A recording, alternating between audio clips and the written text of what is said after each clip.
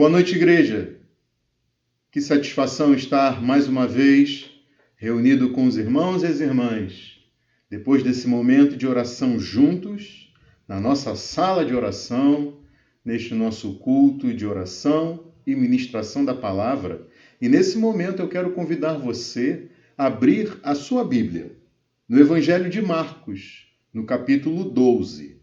Nós vamos ler os versículos 41 até o de número 44, para a nossa meditação e aprendizado nesta noite. Marcos capítulo 12, versículos 41 a 44, assim nos diz a palavra do Senhor.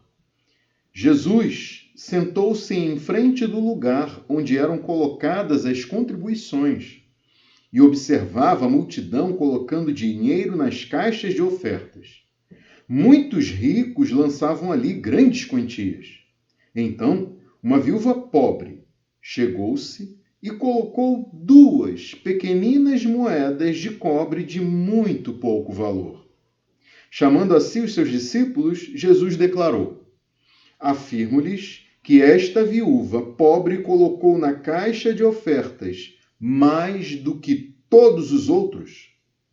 Todos deram do que lhes sobrava, mas ela, da sua pobreza, deu tudo o que possuía para viver. Curve sua cabeça. Vamos orar. Senhor Deus e Pai, nesta noite nos colocamos diante da Tua presença, com as Escrituras ao nosso dispor, Senhor, as nossas Bíblias abertas, contando com a direção, a iluminação do Teu Santo Espírito, a fim de nos guiar a toda a verdade, Senhor. Deus eterno, que nesta noite nós possamos compreender o que significa confiar em Ti, Senhor, nas mais difíceis situações. O que significa, ó Deus, uma fé verdadeira, ó Deus, uma fé que tem firme esperança no Senhor, que confia no Teu amor demonstrado e revelado a nós. Amado Deus, ajuda-nos a termos esse tipo de confiança no Senhor. Que Teu Espírito Santo possa, nesta noite, falar conosco e nos levar a um conhecimento mais profundo a respeito de Jesus, da Sua pessoa e da Sua obra em nosso favor. É o que nós pedimos, para a glória do Teu nome. Amém. Meus irmãos e minhas irmãs, o texto que nós lemos está dentro de um contexto em que Jesus faz o contraste entre a falsa e a verdadeira espiritualidade, entre a religiosidade hipócrita e a fé sincera. Jesus está no templo, local que tinha sido transformado num grande símbolo da falsidade religiosa. Eu digo isso porque ali sacrifícios eram oferecidos a Deus sem que verdadeiros arrependimentos e transformações de vidas fossem verificados. Ainda mais nessa ocasião, nesse momento, nessa semana em que Jesus está ali no templo. Essa era a semana da Páscoa. Milhares de judeus e prosélitos vinham de todos os cantos para Jerusalém a fim de cumprir as suas obrigações religiosas e oferecer sacrifícios conforme determinava a lei. E vejam que Jesus já tinha denunciado o sistema corrupto de exploração da fé instalado pelas autoridades religiosas, especialmente pelos sacerdotes no templo.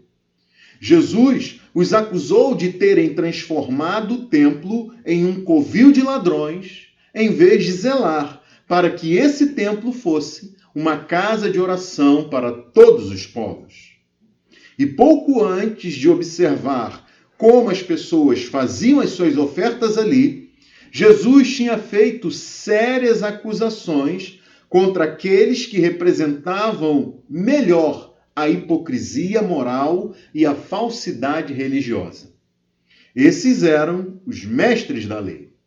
Jesus advertiu aos que estavam no templo que tomassem muito cuidado com esses mestres da lei e fez duríssimas acusações contra esses peritos da religião, esses doutores da lei.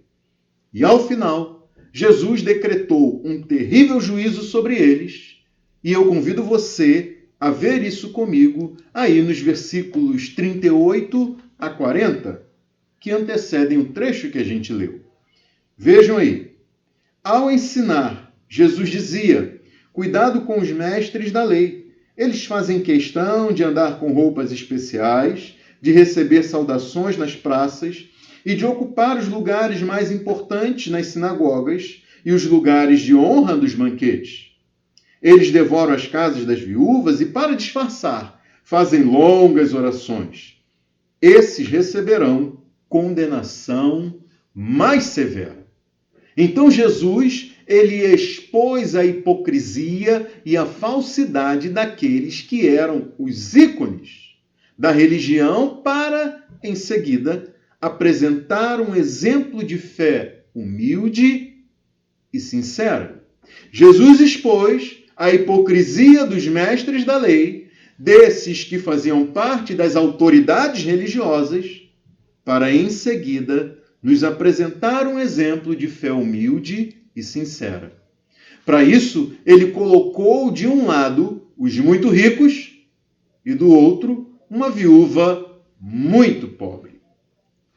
Veja você que, ao longo da Bíblia, o pobre, o estrangeiro, o órfão e a viúva representam pessoas que, por causa das suas condições, são dependentes da graça e da misericórdia, não só de Deus, quanto de outras pessoas também. Daí então, depois de denunciar esses mestres da lei, Jesus, ele se afastou de onde estava e foi para uma área identificada como átrio das mulheres. Isso porque o templo era dividido em áreas com acesso cada vez mais restrito, até chegar ao local onde somente os sacerdotes podiam entrar. E essas áreas eram chamadas de átrios. E daí, de fora para dentro, havia o átrio dos gentios, onde os que não eram judeus podiam acessar, mas eram proibidos de atravessar sob pena de morte. Em seguida, vinha o átrio das mulheres, com acesso para homens e mulheres que fossem judeus, mas de onde as mulheres não podiam passar. Nesse átrio das mulheres ficavam 13 caixas para o depósito das ofertas do templo. Essas caixas tinham o formato de trombetas.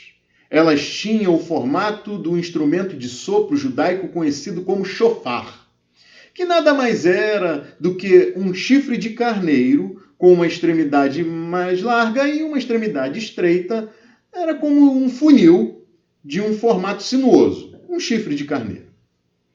E no caso dessas caixas de ofertas, a extremidade estreita delas era a boca por onde o ofertante depositava ali as suas ofertas. Essas caixas eram chamadas de gasofilácio, e cada uma era identificada para que o ofertante soubesse o destino do valor que ele estava ali depositando. Ao lado de cada caixa havia um sacerdote, a quem o ofertante dizia o valor que estava depositando. O sacerdote, então, ele conferia as moedas para ver se não eram falsificadas e anotava o valor, para que depois, no final do dia, houvesse a conferência do total de ofertas depositada em cada uma dessas caixas. Então havia ali um diálogo entre o ofertante e o sacerdote conferente, e quem estivesse ali perto podia ouvir o quanto cada um estava ofertando, cada um estava depositando na caixa. Mas os mais exibidos, os ofertantes mais exibidos, trombeteavam as suas ofertas para que todos pudessem ouvir. Foi em frente a essas caixas que Jesus se sentou e passou a observar como as pessoas lançavam o dinheiro ali. Jesus observou a maneira como as pessoas depositavam dinheiro nessas caixas. E conforme nós lemos aqui no versículo de número 41, no final do versículo 41, muitos ricos lançavam ali grandes ofertas. E para isso, esses ricos traziam sacos cheios de moedas. Agora, imagine comigo, um desses ricos com um saco cheio de moedas, depois de declarar em alto e bom som o quanto estava ofertando para que todos pudessem ouvir, derramando aquela dinheirama na caixa de ofertas e aquele barulho de moedas caindo sem parar, caixa dentro, blá, blá, blá, blá, blá, blá, chamando a atenção de todo mundo naquele pátio. Quando então, conforme nós lemos no versículo 42, Jesus vê uma viúva pobre chegando a uma dessas caixas de ofertas e colocando lá 2 pequeninas moedas de cobre de muito pouco valor. Essas moedas depositadas por essa viúva pobre eram chamadas de leptos e eram as de menor tamanho, as mais leves e de menor valor que existiam na época. Para que a gente tenha uma ideia, não muito precisa, mas uma ideia, essas moedas depositadas por essa viúva pobre eram mais ou menos do tamanho daquela moedinha de 1 centavo que a gente tinha em circulação. 2 leptos equivaliam em valor à moeda daquele tempo chamada de quadrante. E daí, considerando o valor do quadrante em relação ao salário de um dia de trabalho daquela época, a gente pode ter uma ideia do quanto essa viúva ofertou, fazendo uma comparação para a nossa realidade brasileira. Se a gente considerar o salário mínimo atual no Brasil, então a gente poderia dizer que a oferta dessa viúva pobre foi o equivalente a 55 centavos de real. As 2 moedas que ela colocou na caixa de ofertas somavam algo em torno de 55 centavos. E vejam como Jesus nos mostra que esse era todo o dinheiro que ela tinha. O que dá para a gente a noção do quanto essa mulher era pobre.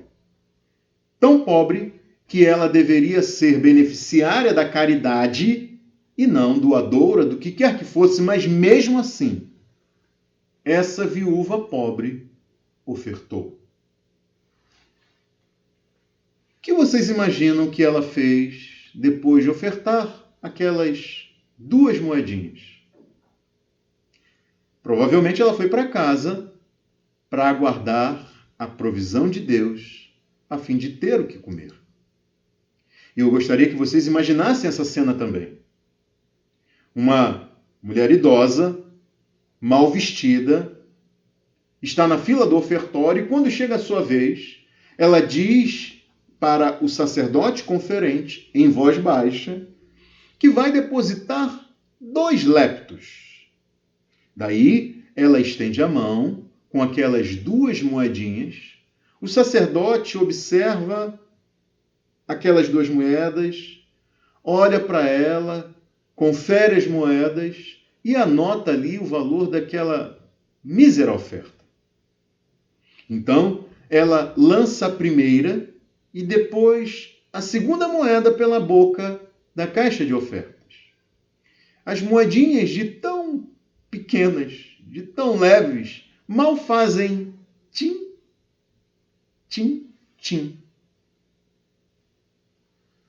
E caem no fundo daquela caixa. Então, ela vai embora para casa com um sorriso no rosto, cheia de fé e esperança em Deus. O o seu provedor. O pai dos órfãos e defensor das viúvas, como nos diz o Salmo 68, versículo 5. Aquele que defende a causa do órfão e da viúva e ama o estrangeiro, dando-lhe alimento e roupa, como nos diz Deuteronômio 10, 18. O Senhor que protege o estrangeiro e sustém o órfão e a viúva, como nos diz o Salmo 146, versículo 9. Agora percebam que Jesus não condena as grandes quantias depositadas em oferta. Jesus não condena nem faz nenhuma observação sobre a intenção de cada um ao dar muito ou dar pouco, nem mesmo o destino dado a essas ofertas no tempo. O ensino de Jesus está na proporcionalidade dada pelos ricos e pela viúva pobre. Jesus não olha para o quanto cada um deu, mas para o quanto cada um reteve consigo depois de ofertar.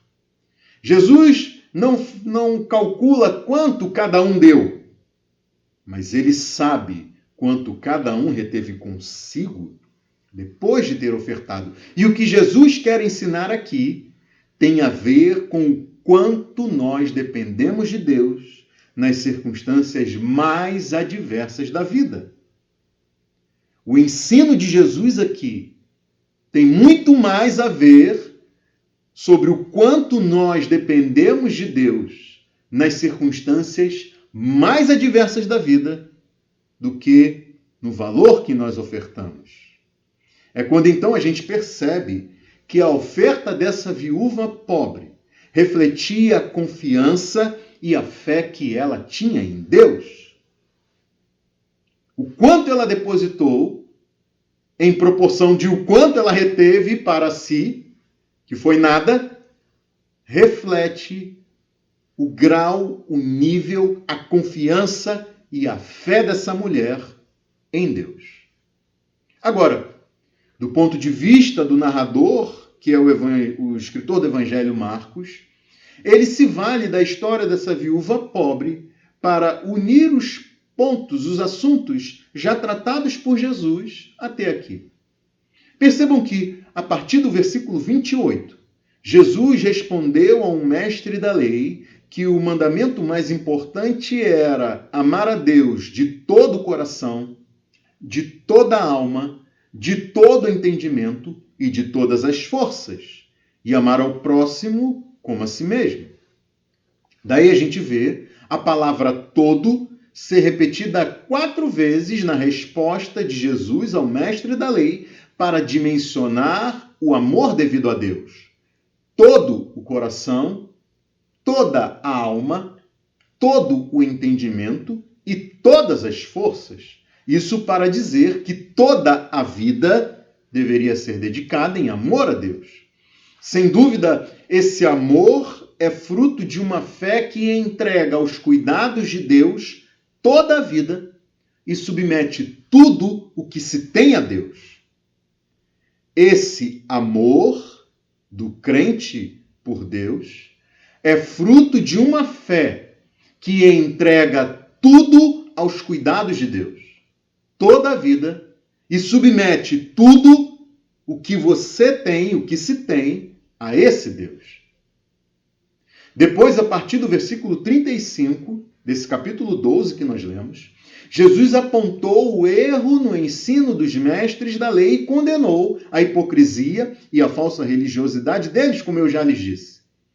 Jesus censurou, vejam vocês, especialmente a malignidade demonstrada por esses mestres da lei quando eles extorquiam as viúvas em uma total afronta ao que Deus tinha determinado, tinha ordenado ao seu povo, especialmente aos líderes religiosos. Vejam que Deus disse em Isaías 1, versículos 16 e 17, parem de fazer o mal, aprendam a fazer o bem, busquem a justiça, acabem com a opressão, lutem pelos direitos do órfão, defendam a causa da viúva. Assim diz o Senhor em Jeremias 22, 3.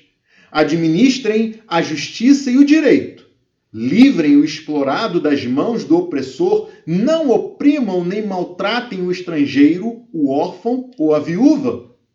E em Deuteronômio, capítulo 24, versículos 17 e 18, está escrito: não neguem justiça ao estrangeiro e ao órfão, nem tomem como penhor o manto de uma viúva.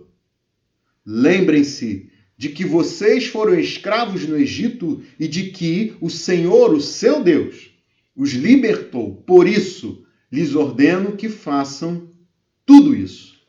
Então vejam em que termos Deus ordenou o cuidado com as viúvas. Foi com base no fato de que Israel tinha sido agraciado com a libertação da escravidão no Egito, tinha sido beneficiado por uma aliança de Deus com eles e por tudo que Deus tinha feito em favor deles.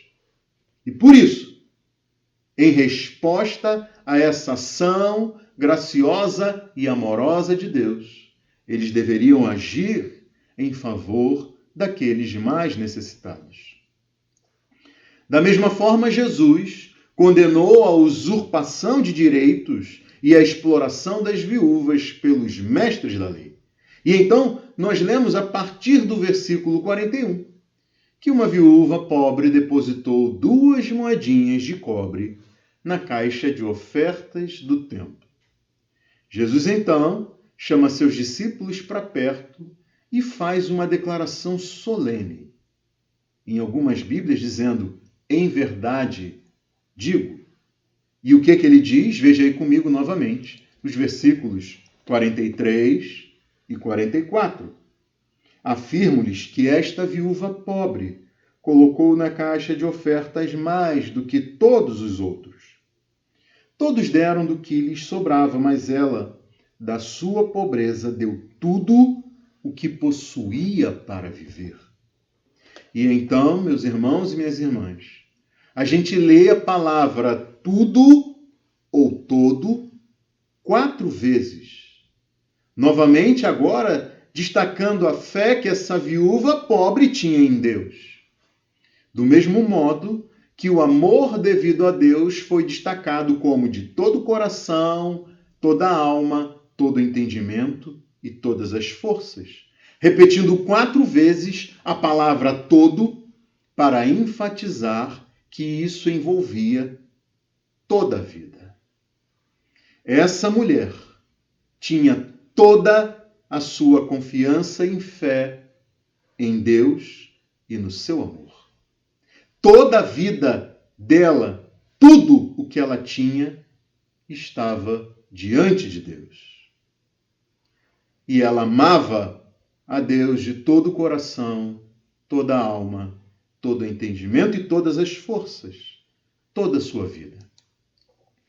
Percebam que Jesus primeiro destaca que essa viúva pobre, dentre todos os demais, Jesus diz que mais do que todos os outros. Então, primeiro ele destaca essa viúva pobre dentre todos os demais.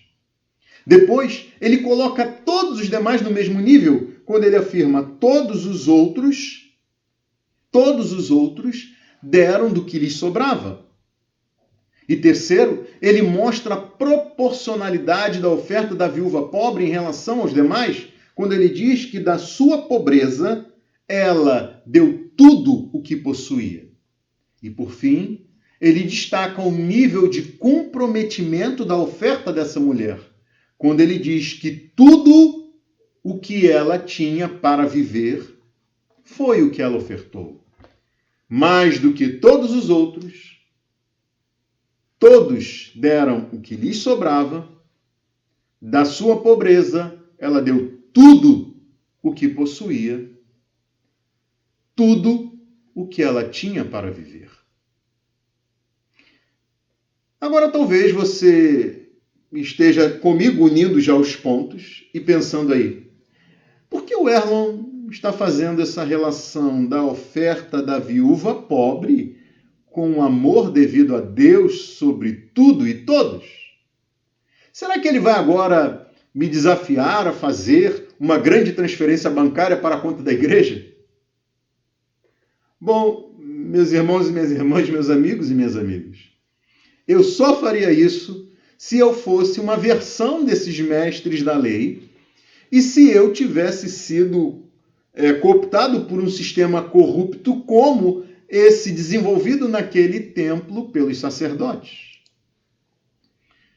O templo em que Jesus estava, meus irmãos, ele era magnífico, exuberante, belíssimo, coberto com mármore mais branco e revestido de ouro. Tanto que a beleza desse templo foi testemunhada pelos discípulos. Veja aí comigo, no capítulo 13, no versículo de número 1, logo após o trecho que nós lemos, diz assim: quando ele estava saindo do templo, um de seus discípulos lhe disse: olha, mestre, que pedras enormes, que construções magníficas. E vejam vocês que Lucas, no seu evangelho, descreve que os discípulos comentaram como o templo era adornado com lindas pedras e dádivas dedicadas a Deus. Mas Jesus disse: disso que vocês estão vendo, dias virão em que não ficará pedra sobre pedra, serão todas derrubadas. E daí eu tenho que concordar com o que o pastor John MacArthur disse ao expor esse texto. As autoridades religiosas tinham envolvido o templo e a prática religiosa em um sistema corrupto e explorador da boa-fé de gente muito humilde e simples como essa viúva pobre. E esse é o aspecto condenável da oferta dessa viúva e que hoje em dia é igualmente explorado por mestres da lei e sacerdotes corruptos modernos. Gente que vive e age da mesma forma condenável que essas autoridades religiosas denunciadas por Jesus. Gente que faz questão de ser honrada, que reivindica unção e poderes especiais, que quer ser chamado de pai, patriarca, apóstolo, bispo, reverendo, o santo homem de Deus. Gente que se vale da maldita teologia da prosperidade para manter um esquema que exige rios de dinheiro só para se manter em pé. Essa viúva pobre, ela é naturalmente vista por qualquer um de nós aqui como uma heroína, um exemplo a ser seguido, e de certa forma ela é esse exemplo, mas ela também é vítima de um sistema corrupto, depravado, usurpador e explorador, disfarçado com um manto de piedade religiosa.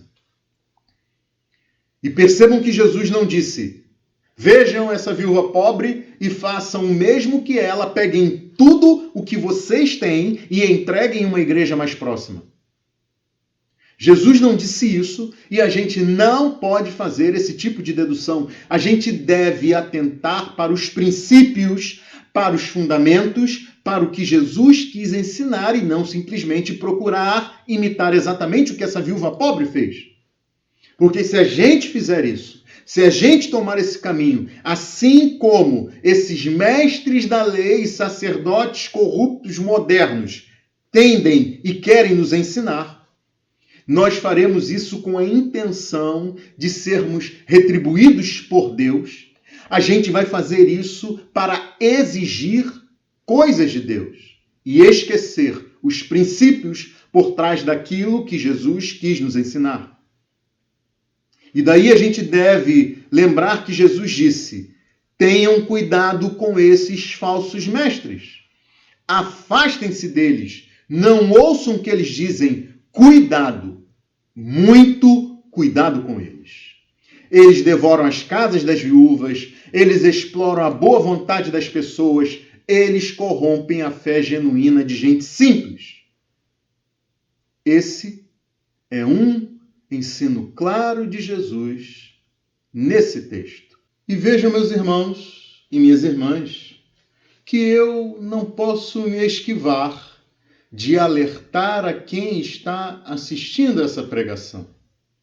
Essa pregação foi gravada e será disponibilizada para o acesso público, então, talvez essa mensagem seja ouvida por pessoas que estão envolvidas, que estão enredadas, por gente que prega o sucesso financeiro e social como se isso fosse o Evangelho de Cristo. Ou talvez essa mensagem seja ouvida por quem foi seduzido pelos chamados coachings evangélicos. Aqueles que pregam a elevação da autoestima, a autoajuda e ensinam mecanismos de sucesso pessoal como se isso fosse o Evangelho. A você eu digo, por amor à sua vida, afaste-se desses pregadores. Fuja deles. Jesus disse: ai de vocês, mestres da lei, fariseus hipócritas, porque percorrem terra e mar para fazer um convertido, e quando conseguem, vocês o tornam 2 vezes mais filho do inferno do que vocês. Meus irmãos e minhas irmãs, amigos e amigas, é lamentável ver como gente que ouve esses falsos evangelhos da prosperidade e da autoestima tem a sua fé corrompida.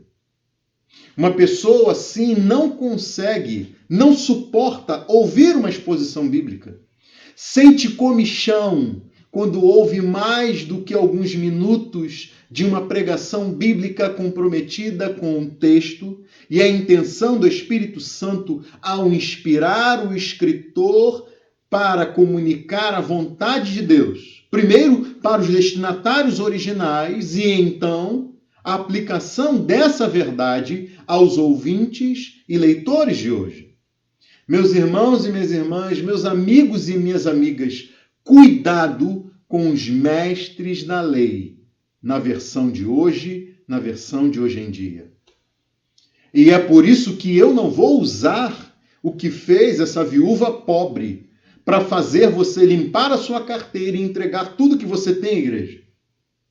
O que eu vou fazer é ajudar você a refletir sobre a sua confiança e a sua fé em Deus.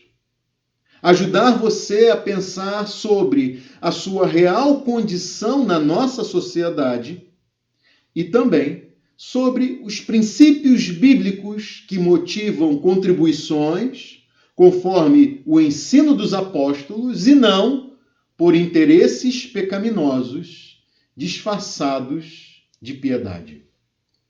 E para isso, eu quero convidar você a pensar comigo. Considerando a sua renda familiar, renda da sua família, você se considera pobre, de classe média ou rico? Pensei, considerando a renda da sua família, você se acha pobre, de classe média ou rico? Se você estivesse na fila do ofertório lá no templo em Jerusalém, financeiramente, você acha que estaria mais próximo da viúva pobre ou mais próximo dos ricos que ofertaram lá? Financeiramente, você acha que estaria mais próximo da viúva pobre ou mais próximo dos ricos que ofertaram? Eu pergunto isso porque eu quero convidar você a avaliar comigo informações que mostram que o nosso país, o Brasil, é um dos países com a maior desigualdade de renda no mundo e, com isso, dar a você a chance de avaliar a sua real condição financeira. Vejam vocês que os 10% mais ricos no Brasil ficam com 43% da renda nacional. É como se a gente pudesse dizer o seguinte: 43% da riqueza do Brasil fica com 10% que são os mais ricos. A metade daqueles mais pobres vive com uma renda de R$ 850. E 4,5 milhões de brasileiros vive com R$ 165. reais por mês. 42% dos brasileiros vive com 22 reais por dia. 64% das famílias brasileiras recebe, vou arredondar, até 2.990 reais por mês. 82% das famílias brasileiras recebe até 4.490 e só 5% das famílias brasileiras recebe mais de 9.990 reais. Daí então, se a sua família tem uma renda maior do que R$ 19.900 mensais, então você está entre os 1% mais ricos no Brasil. Comentando isso com uma pessoa, ela me disse: meu Deus, eu dormi pobre e acordei rico. Meus irmãos, vejam só, eu não estou dizendo que você, assim, que está numa condição como essa, é tão rico como os acionistas dos bancos brasileiros, não é isso. Mas isso mostra, ou nos dá uma ideia, da realidade da renda brasileira. E como se isso não fosse suficiente, a Covid-19 revelou como nunca o tamanho da desigualdade da renda no Brasil. Por exemplo, no Rio de Janeiro, na nossa cidade, a Covid-19 matou mais ricos nos bairros, matou mais nos bairros mais pobres. A Covid-19 matou mais nos bairros mais pobres. Proporcionalmente, foi o dobro de moradores mortos nas áreas mais pobres em comparação com as áreas mais ricas da cidade. Quase 80% das mortes atribuídas à Covid-19 ocorreram nas áreas mais pobres da nossa cidade. E daí? Por causa das medidas de distanciamento social e a suspensão das aulas presenciais, as crianças, os adolescentes e os jovens tiveram que assistir às aulas pela internet. E os mais prejudicados foram quem?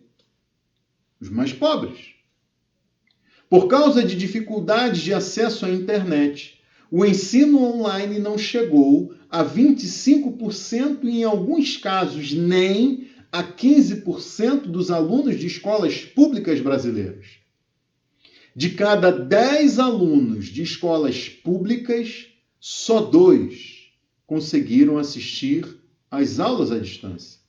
Isso porque 78% das famílias com renda inferior a um salário mínimo usam exclusivamente o celular para esse acesso às aulas à distância, mas é um aparelho pré-pago e com créditos contados para o acesso à internet. E daí, 59% dos lares mais pobres não conseguem navegar na internet. Ainda mais da forma que se exige esse modelo de aulas à distância. Mas esse é só um dos obstáculos enfrentados pelos mais pobres para esse ensino à distância nesses tempos de pandemia. Além dos problemas de acesso a computadores e de conexão com a internet, falta espaço adequado para o estudo em casa, os membros dessas famílias são de baixa escolaridade e não têm condições de ajudar as crianças e os adolescentes nas lições. Meus irmãos e minhas irmãs, eu sei mais ou menos o que é isso. É claro que hoje eu olho para trás e para a condição desses brasileiros que eu estou mencionando e posso lhes dizer que eu não vivi algo no nível deles, mas algo parecido. Eu digo isso porque eu sou filho único, vivi a minha infância, adolescência e juventude num apartamento que, apesar de muito pequeno, tinha 2 quartos, sala, cozinha e banheiro, e um quarto era para mim. Mas eu estudava no chão de casa. A minha mãe era analfabeta. Mesmo assim, ela dizia: esse menino precisa de uma escrivaninha para poder estudar. E com todo o esforço que ela tinha, tendo um filho, ela me deu condições de estudar com uma explicadora. Mas essas famílias, meus irmãos, muitas delas, estão em condições muito piores do que essa que eu descrevi e que eu vivi. Então, meus irmãos e minhas irmãs, como diz certa manchete de um jornal tratando sobre esse assunto da desigualdade de renda no Brasil. Você acha que ganha pouco? Então, olhe para baixo. E daí, diante desse choque de realidade para alguns de nós, o que nós podemos aprender com Jesus ao destacar essa viúva pobre diante da caixa de contribuições no templo em Jerusalém? Bom, é inegável que essa viúva pobre é um exemplo de confiança e de fé em Deus.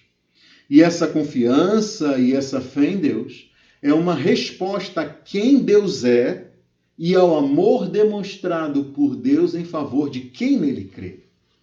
Tal confiança e tal fé é uma resposta a quem Deus é, como ele se revelou, e ao amor demonstrado por ele a favor de quem nele crê. Nós amamos a Deus porque ele nos amou primeiro e de tal maneira que o levou a dar o seu Filho amado Jesus, para que todo o que nele crê tenha a vida eterna. Então, a fé em Deus deve ser vista como uma resposta de confiança nesse amor de Deus. Daí a gente lê lá em Romanos capítulo 8, versículo 32, o seguinte: aquele que não poupou o seu próprio filho, mas o entregou por todos nós, como não nos dará juntamente com ele e de graça todas as coisas?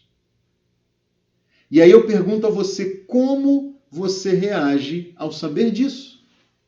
Que aquele Deus que não poupou o seu próprio filho, mas o entregou à morte por todos nós, como ele não nos dará juntamente com isso e de graça todas as coisas?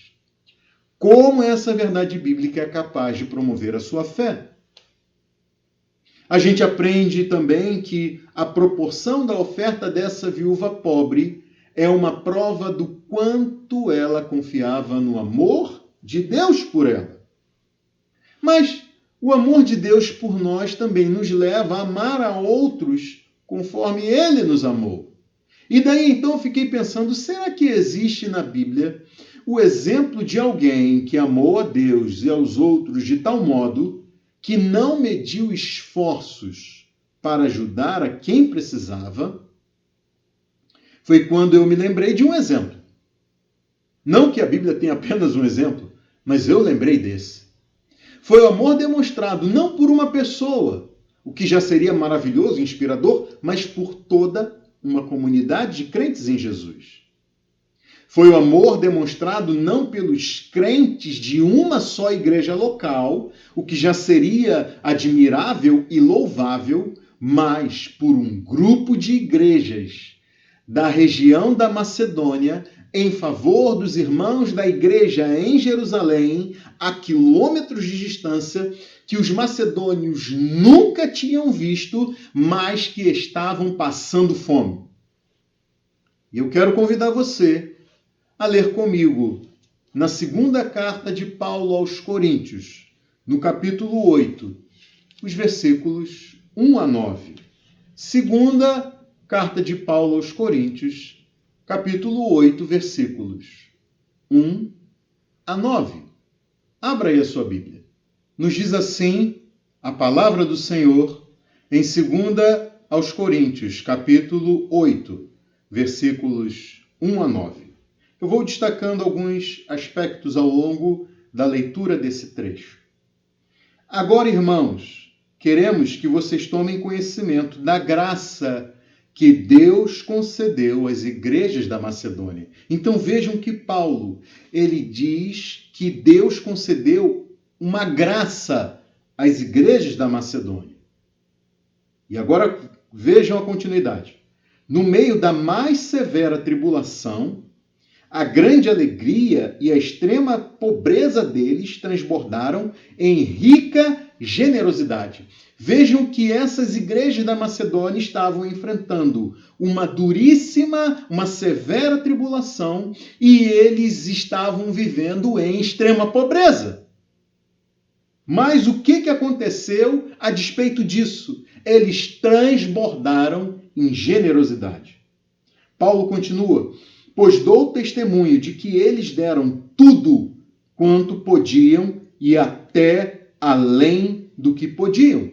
Por iniciativa própria, eles nos suplicaram insistentemente o privilégio de participar da assistência aos santos. Então vejam, meus irmãos e minhas irmãs, que esses irmãos das igrejas da Macedônia, deram tudo o que podiam e além daquilo que podiam. E eu fico imaginando Paulo dizendo: meus irmãos, vocês não precisam fazer isso. Vocês estão se sacrificando tanto, mas eles insistiram para ter o privilégio de participar da assistência dos santos. Paulo continua, versículo 5. E não somente fizeram o que esperávamos, mas entregaram-se primeiramente a si mesmos, ao Senhor e depois a nós, pela vontade de Deus. Então vejam como foi esse processo das igrejas da Macedônia, dos irmãos de lá, até chegarem a esta disposição própria para ofertarem. Eles se entregaram primeiro a Deus e depois, pela vontade de Deus, eles se deram em favor de outros. Versículo 6. Assim, recomendamos a Tito que, assim como ele já havia começado, também completasse esse ato de graça da parte de vocês. Paulo, então, está dizendo aos crentes da igreja em Corinto que eles poderiam ter também a graça de participar disso. Ele continua: todavia, assim como vocês se destacam em tudo, na fé, na palavra, no conhecimento, na dedicação completa e no amor que vocês têm por nós, destaquem-se também nesse privilégio de contribuir. Paulo diz o seguinte: olha, vocês foram agraciados de tal forma por Deus, na fé, na palavra, no conhecimento, na dedicação, no amor. Então chegou a hora de vocês demonstrarem isso de forma prática, tendo o privilégio de participarem dessa contribuição. E ele continua, versículo 8. Não lhes estou dando uma ordem, mas quero verificar a sinceridade do amor de vocês, comparando-o com a dedicação dos outros. Pois vocês conhecem a graça de nosso Senhor Jesus Cristo, que, sendo rico, se fez pobre por amor de vocês, para que por meio de sua pobreza vocês se tornassem ricos. Paulo queria que aquilo brotasse do coração daqueles irmãos, não por ordem, não por uma obrigação. E ele baseou seu argumento em Jesus Cristo, dizendo para eles: olha, vocês conhecem, vocês sabem, vocês conhecem a graça de Jesus. Ele, sendo rico, se fez pobre por amor de vocês, para que por meio da sua pobreza vocês se tornassem ricos. Então, se necessário for que vocês fiquem um pouco mais pobres para que outros enriqueçam ou se tornem menos pobres, façam isso, na medida em que Jesus o fez por vocês. Vejam agora a instrução de Paulo para que a contribuição dos crentes em Corinto, como deveria ser. Como eles deveriam fazer isso? Versículo 11, o final do versículo 11 e o versículo 12. Veja aí o final do versículo 11. Eles deveriam fazer isso de acordo com os bens que vocês possuem. Porque se há prontidão, a contribuição é aceitável, de acordo com aquilo que alguém tem, e não de acordo com o que não tem. Então, meus irmãos e minhas irmãs, eu faço minhas as palavras do apóstolo Paulo no encerramento dessa pregação e incentivo você a contribuir com base nesses mesmos princípios. Que você entenda que essa é uma oportunidade concedida pela graça de Deus a você. Que você perceba que mesmo em meio a tribulações e extrema pobreza, é possível transbordar em generosidade. Que você seja motivado pela graça de Cristo, que sendo rico se fez pobre por amor de nós, para que nos tornássemos ricos e não por outras razões pecaminosas. Que você faça isso por iniciativa própria e não por uma obrigação forçosa e contrariada, nem para que você seja bem visto pelos outros. Que você se entregue primeiro ao Senhor e conforme a vontade de Deus e como consequência do amor de Deus, que você transborde em atos de amor pelo próximo. Que você contribua de acordo com os seus bens. E diante do que foi dito, se você avaliar agora a sua disposição, eu digo, a sua disposição, e a forma como você tem contribuído, de qual lado você acha que está hoje? Do lado da viúva pobre ou dos ricos no templo? Do lado dos crentes macedônios ou dos crentes de Corinto? Vejam que a viúva pobre contribuiu para o templo. Os crentes macedônios contribuíram para o próximo. Quem sabe não é a hora de você fazer uma revisão lá no seu guarda-roupas? Quem sabe você possa se comprometer em contribuir com mantimentos para as cestas básicas distribuídas pela nossa igreja a quem precisa? Quem sabe você, adolescente ou jovem, deve começar a contribuir nas ofertas da igreja, mesmo recebendo aquela sua mesada, mirradinha, pouquinha. Quem sabe você possa oferecer os seus serviços ou dedicar um dia ou algumas horas do seu trabalho profissional a gente necessitada, impossibilitada de pagar você. Quem sabe exista alguma iniciativa na qual você possa envolver os seus colegas de escola ou os seus vizinhos e testemunhar de Cristo por meio desse serviço prestado a quem carece, por meio da sua motivação e da sua liderança cristã. O que você vai fazer depois dessa pregação? Pense nos dízimos. Meus irmãos, dízimos, 10% de renda. Às vezes a gente toma isso como, oh meu Deus, que coisa máxima. Enquanto que, na verdade, isso é o piso. O que você vai fazer depois dessa pregação? Como você pretende contribuir? Por que você vai fazer isso? Com qual motivação? Pense nisso nessa semana. Na verdade, comece a pensar desde agora. Curve sua cabeça. Vamos orar. Senhor Deus e Pai, nós te agradecemos por essa noite, pela oportunidade que tivemos de estar diante da Tua Palavra e meditarmos nas Escrituras, Senhor. E nessa hora nós oramos, pedindo que o Senhor nos conceda a graça de compreendermos de forma exata e precisa os princípios da contribuição para a igreja e para o próximo. Ó Deus, que nós sejamos conscientizados de que não devemos pensar, olha, eu já dei o que deveria dar, agora eu faço o que quero com aquilo que tenho.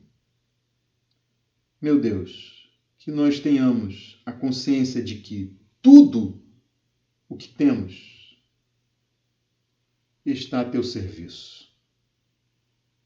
Seja a nossa vida, sejam os nossos bens. Ó Deus, converte os nossos corações e converte também, Senhor, a forma como nós administramos a renda que nos chega às mãos. Que a tua graça seja sobre nós e sobre a tua igreja, sobre a liderança da igreja, Senhor. Livra-nos das seduções desse mundo e que possamos, ó Deus, entregar toda a nossa vida verdadeiramente aos teus cuidados. Que possamos confiar, ter fé em ti, Senhor, sabendo do teu amor e certos da tua graça, bondade e misericórdia. Nós oramos agradecidos ao Senhor por tudo que tens feito por nós. Muito obrigado, Senhor, e ajuda-nos a enxergar, ó Deus, o tamanho da tua graça em nossas vidas. Às vezes nós somos levados a uma insatisfação, Senhor, tão profunda, ó Deus, a uma reclamação tão grande, enquanto precisamos olhar para os lados, Senhor, e ver que há outros muito mais necessitados do que nós. Deus eterno, ajuda-nos a sermos gratos a Ti.